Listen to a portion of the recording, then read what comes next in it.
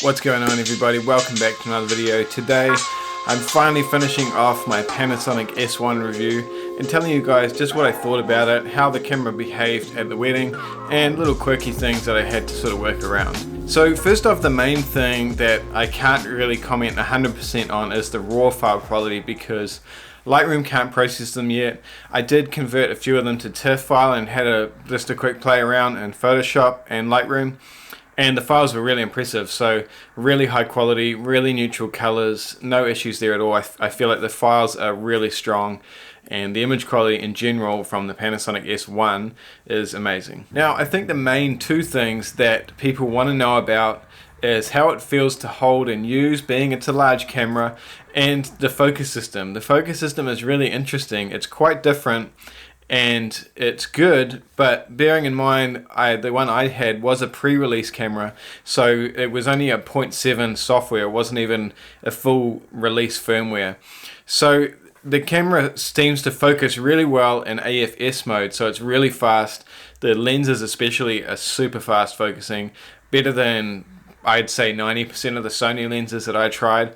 They focus really fast, but in continuous mode it just behaves a little bit funny. So when I'm taking photos, I've done this series of photos with Ethan just walking towards me at a fairly fast pace, a bit faster than you'd normally walk, I guess.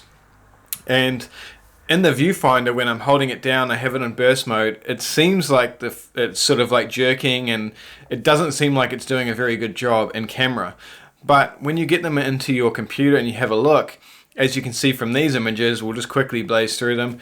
There was only two that was kind of slightly out of focus out of like 20 odd photos. So while it looked funny in the viewfinder, it did get them in focus. I could probably put that down to the software still being fresh, but in general I think the camera focuses really well. I definitely still prefer the Sony focus system as it stands. To date, I haven't used anything that has been better than the new Sony cameras and their iFocus. I think as it stands today, like I just said, they are still top of the line in terms of focus. Video focus on the S1 seemed really nice. The touchscreen focus was really responsive.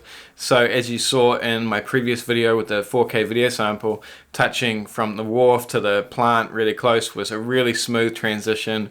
There was no sort of weird hunting or anything like that.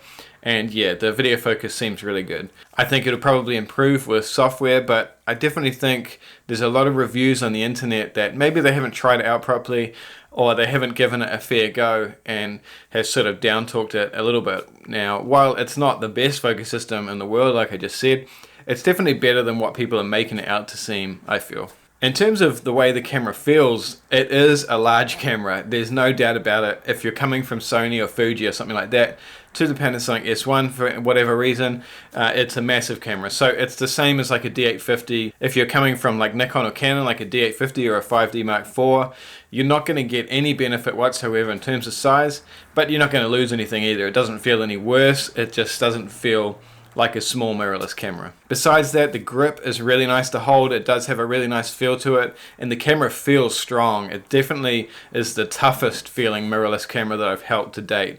It definitely feels like you could drop it or like throw it at somebody and it's definitely not going to break. So that's a big plus. Also, it does have dual memory card slots, and we all want that. Argue with it as much as you want. Dual SD card slots is great. I don't want to get into it. Dual card slots is the way to go. Thank you, Panasonic, for putting it in there. Now, there's a few little quirky things about the camera, like the power button is in a really weird place. It doesn't really matter because it's just like anything, you just get used to where it is. But I found every time I went to turn the camera on, I had to look down and just check where it was. So like I just said, you would get used to it, but it is in a funny place, and I don't quite understand why they've done that. I'm sure there's a reason behind it. The controls are really nice. I do like the dials, although the rear dial, like the one that matches the Sony cameras for exposure compensation, they have one you can program on the back, and it just is quite loose, so you can't really have it set to anything just natively with the dial. You really need to have it set so you press and hold a button and then move the dial. So I had it programmed to exposure compensation like I did with my Sonys, but when I had it down by my side with my dual camera strap, every time I picked the camera up it was like +3 exposure or -3.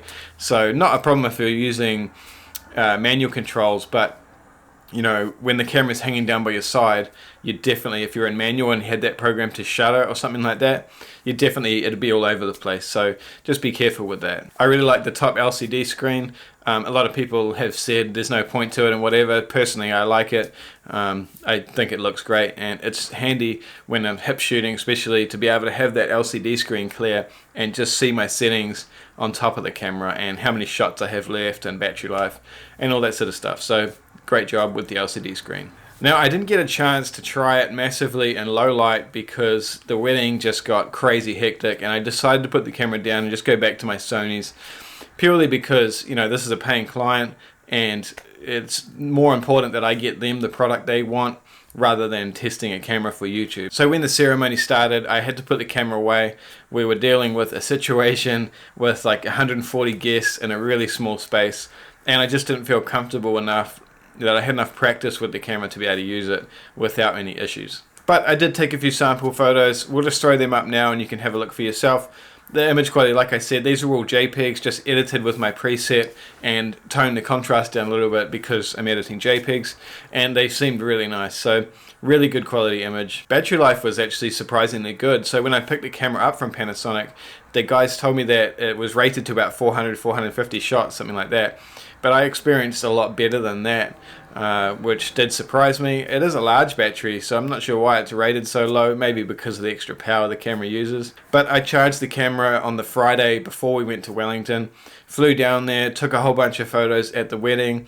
The day after, took a whole bunch of all that 4K video sample and testing the burst mode out with the focus, taking photos of Ethan, and that was all on one charge, and I still had about half battery life left. So I think I took about 600 photos and a whole bunch of 4K video, and the more important thing is that that was over like a 3-day period and still had 50% battery left. Now, touching quickly on the lenses, I only had the 50mm 1.4 and the 24-105 f4 kit lens. And they're both amazing lenses optically. The 50 is a beast. It's the biggest 50 I think is out on the market today, but it's super impressive. The only downside for me personally was that the aperture control ring, while it was really nice, it was backwards compared to the Sony one, so you turn it the other way, which caught me out a few times when I was shooting my Sony with the Panasonic side by side. I really like where the AF on button is, and the focus joystick works really nicely. The LCD screen is really nice, really crisp, and that viewfinder is amazing. That's easily the best viewfinder that I've ever used on any camera ever. It's amazing. It's so fluid. It doesn't really look digital at all. It's massive. I like how it's round compared to the Sony square ones. So in closing, I think that the Panasonic is a fantastic start and for them getting into the full frame market. I can see the biggest downsides and things that people are going to bitch and moan about is the size. Like I said, it is a big camera, and however Panasonic justify it, or however whoever's looking at it, it's the same size as a big DSLR, whatever way you look at it. So it's a big camera, you're not gaining anything with size, but if you don't care about that, then I think that's really the only big downside. Everything else on the camera seems to be really good, and I'm definitely looking forward to trying out the S1R and trying out again the S1 with proper version 1 software for the the official release. I think it'll be a lot better, and they probably improved a fair amount of things by then. So really looking forward to trying that out again. Thank you to the guys from Panasonic for lending me the camera for a few days. I do think this camera is really going to appeal to video guys. The samples that I took straight out of the camera just looked really great, and that was with no vlog or anything like that. That was just HLG straight out of the camera, no grading or anything. So I do feel like the video quality is really nice, and I think the picture straight out of the camera is definitely better than what I get from my A7 cameras. After color grading with someone who knows how to color grade correctly, I don't think it's really going to matter in terms of color science and stuff like that. But yeah, really great image quality, amazing video features, and I think it's going to be definitely a winner. The whole system in general is quite expensive, and being new, there's not a whole lot of lenses available at this time. But hopefully they will be bringing out some really nice ones soon, and I know Sigma are going to bring out some really nice lenses for it that will probably be a lot cheaper. So I'm really curious to know what you guys think about the camera. If you go into a shop and maybe hold it for yourselves, see how it feels in the hand, and comment in the description. Tell me what you guys think of it. That's it from me, guys. Lots of videos to crank through this week. I'm going to be doing some reviews for landscape photography and maybe a little bit of a tutorial about landscape photography using my 1635G Master, and I'm going to try and get out, do some astrophotography with the 24mm 1.4G Master. So really excited to do that. See you guys in a few days with the next video.